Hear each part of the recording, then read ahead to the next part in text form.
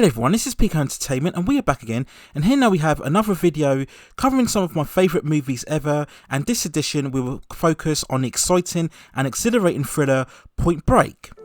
Released in July 12th, 1991, it stars Patrick Swayze, Keanu Reeves, Gary Busey and Lori Petty, and it was directed by Kathryn Bigelow.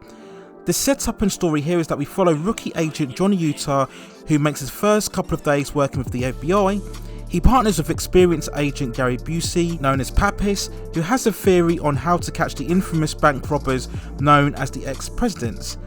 The gang has operated successfully for 3 years without being caught.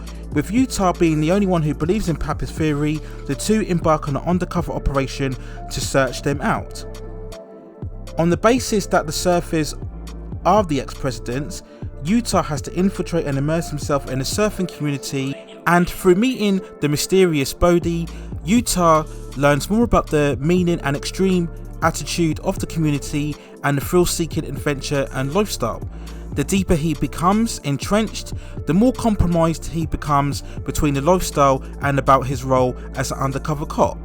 Now for me, Point Break is truly a thrilling and breathtaking movie full of style and energy. In many ways, it's a unique film in terms of its concept, direction and its action and its cinematography. Now, when I say unique, I look at the multiple genres that the film covers overall. So we have the typical undercover buddy cop team up when we look at particularly Utah and Papis. And then we have the much more of the extreme sports action, which at this time we hadn't really seen in terms of mainstream cinema. And then we also look at the unique relationship dynamic between Utah and Bodhi, and also the way that the action is edited and staged. It really is, I think, a film that at the time of its release was ahead of its time, is that it really goes against the more typical conventions that we see movie genres and really takes them in a different direction that hadn't been seen before. The set pieces throughout the movie are filmed brilliantly by acclaimed director Kathryn Bigelow. Yes, she's known for directing well critically received movies such as Blue Steel, Hurt Locker and Detroit, but for me Point Break is easily her best movie. I love all of the surfing and skydiving scenes, which really create a sense of awe and beauty and wonder. Now some may see it as self-indulgent, but I think this is purposely done to show how people can be captivated by the extreme sports philosophy and apply it to their own life. There is actually some depth and context here that comes across a lot more philosophical when we look at the film overall, and it carries some weight and meaning right through the end when we see throughout the Utah and Bodhi relationship that comes towards the film's climax. Now of course there are two major reasons that obviously make this movie very unique and very stand out in terms of its legacy and its performance, and this is of course the presence of its two lead actors, who are of course Patrick Swayze as Bodhi and Keanu Reeves as Bodhi Utah. Both have great chemistry together, and developing their relationship over time, the dynamic between Utah and Bodhi is so crucial to the story. This is a relationship born out of respect and admiration. Bodhi likes Utah's very strong resolve and determination, the fact that he doesn't back down. We see that in the earlier scenes when he's getting picked on by the other surfers and he resists himself when he finds himself cornered. So Bodhi respects that a lot about him, and I think looking on the other side, Utah in many ways admires and is actually envious of Bodhi's free spirit, the fact that he lives life to the fullest and isn't bound down to any set establishment like Utah is when working for the FBI.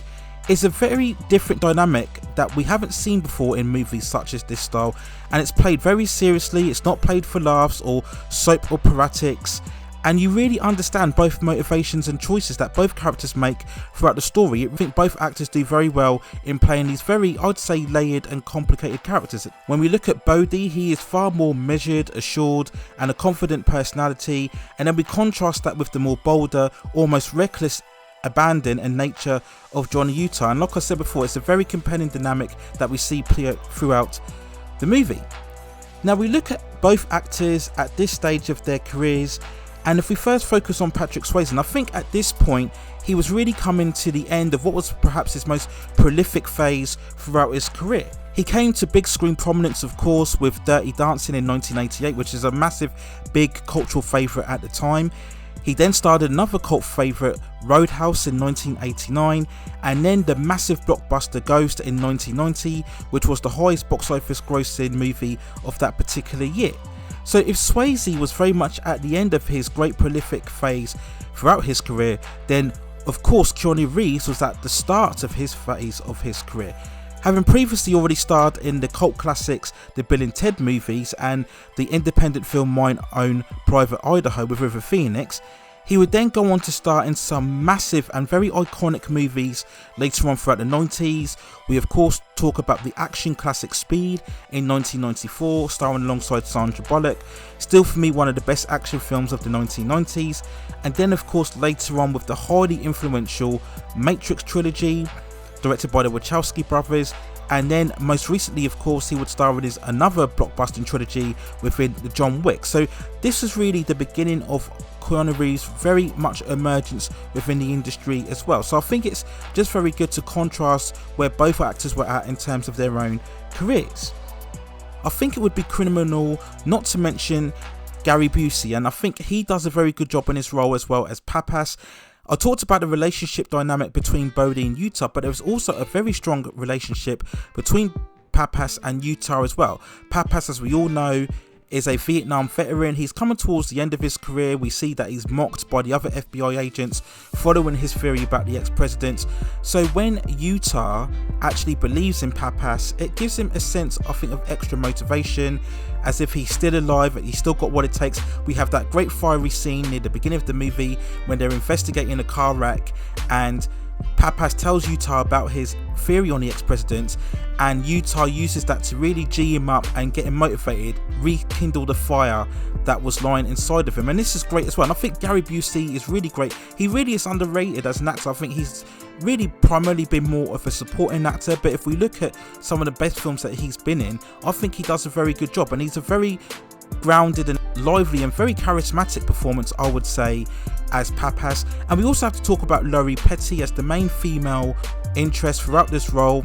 As Tyler, she's very strong, very feisty, very confident in herself. We see that she is a major part of the surfing community, and these are fun scenes at the beginning when we see Utah, he meets up with her, and we see these early scenes where she's teaching him to surf, and these are very entertaining scenes. And again, this is a good dynamic between the two, and I think their relationship overall was very believable. So I think overall a very good performance as well from Lori Petty. We also have to talk about the amazing musical score from composer Mark Isham, which I think is every bit as crucial to the amazing action and surfing and skydiving sequences.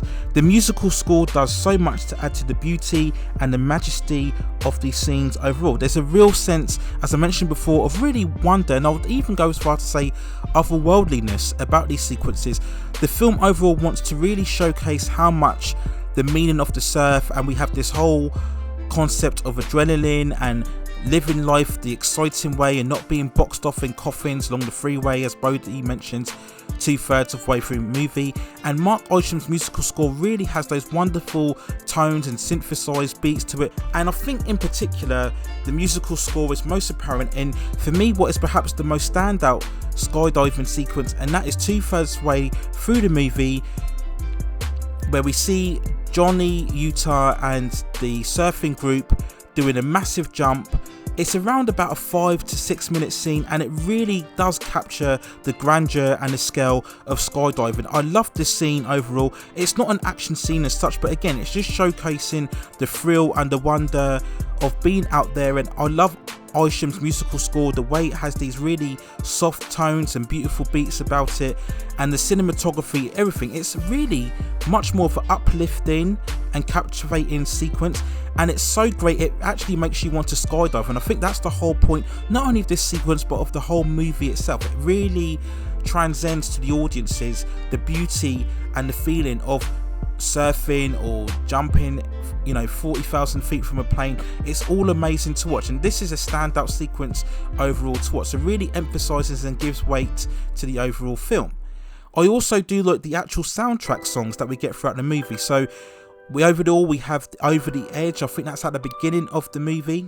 We also have I Will Not Fall, and also I love the absolute classic Nobody Rides for Free. I think it's by a band called Rat, and that's at the end credit scene. So very awesome song at the end credits, and backing up again what an amazing soundtrack of songs that we have. And this is of course being 1991, this was coinciding of course with the major breakout of the rock grunge era that we saw throughout mainstream audiences as well. So if I was to give an overall score for Point Break, I would give it a 9.1 out of 10. As I mentioned before, it's thrilling, it's exciting, it's breathtaking, very unique in the way that it's shot and it's edited, and particularly some of the great action sequences, not only in terms of the skydiving and the surfing, but also of the chase sequences and the bank robbery scenes as well. Now when we look at the overall release of Point Break, on the budget of 24 million, it managed to gross over 83.5 million at the box office, and for me, I think this was a very sound financial success, and I think a lot of it was down to the profile of both actors at the time, who were very much, if you like, the pin-up models of the Hollywood scene. So Point Break, as you would assume, got a very lot of attention from women as well, and I think also with the surfing and the skydiving scenes, it proved very appealing at the time when Point Break was released during the summer of July as well. So that was a very timely release, and I think it was just very unique and very different. We hadn't really seen a film like this combining, as I mentioned before, that extreme sports dynamic along with a more typical cop action or thriller. So there was a lot of different elements and a lot of different beats that I think that makes Point Break such a special and unique movie. Now, no, it wasn't a mega blockbuster, maybe alongside the likes of, let's say, Terminator 2 or Silence of the Lambs that had been released that year, but I think what's been special about Point Break is how much it's managed to really generate a cult classic status over the years post its release. And if you look at it now, it really has a massive adoration amongst fandom and culture today. So many people, they quote all the various lines that we see throughout the movie. They know particularly all of the skydiving and surfing sequences overall. Particular, we look at the quotes of 100% pure adrenaline and I am an FBI agent, and we have all of the great speeches by Bodhi as well, you know, talking about fear and hesitation. It's all great throughout, and I think Point Break really has left quite the legacy, if you think about it, over time within fandom, and I think that's a special quality about a movie. You know, we've seen that so much over the years if we look at particular the likes of Scarface and Blade Runner as well, and I think that's really telling how special a movie is that if it has a sound success at the point of release, but then goes on to let you on have a bigger reference 15-20 years after its release, that's when you know you really are watching a special movie. And I think overall in Point Break we really are looking at a special movie overall. Now, to quickly mention, there was a remake of Point Break in 2015 which was infinitely more expensive than the original and massively more inferior to the original as well. I mean, I really wasn't interested in it at all. I just felt it was very uninspired. I think there was one standout sequence when they do a much more of a skydiving gliding sequence, which I thought was quite well done, but apart from that, it just comes much more of a generic action, really lacking the imagination and the vibrant energy that we saw for this original movie. And I think it's just a further lesson again from Hollywood, as if they'll ever learn that you really can't remake these classic movies, so it's the best idea not to. So when we really talk about Point Break, as I mentioned before, we are talking about, I think, a very special and a very unique movie that I think was ahead of its time, and people didn't appreciate the kind of different tones and elements of the movie. So overall, Point Break is indeed a very special movie overall. So those are my thoughts and feelings and review on Point Break. Let me know what you think in the comments below. If you've already seen the movie, what do you think about it? What are the elements that you think are most special about the movie?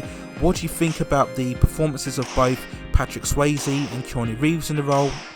Where does it rank for you in terms of classic movies from the 90s? Is it right up there, or do you think it's overhyped and overrated? Let me know what you think in the comments below as well. Please also hit those like and subscribe and notification buttons so I can provide you with more reviews like this in the future. But that's it for now. Take care of yourselves on a very amazing and breathtaking and exhilarating movie in Point Break. That's it for now. Take care of yourselves, and I will see you very, very soon.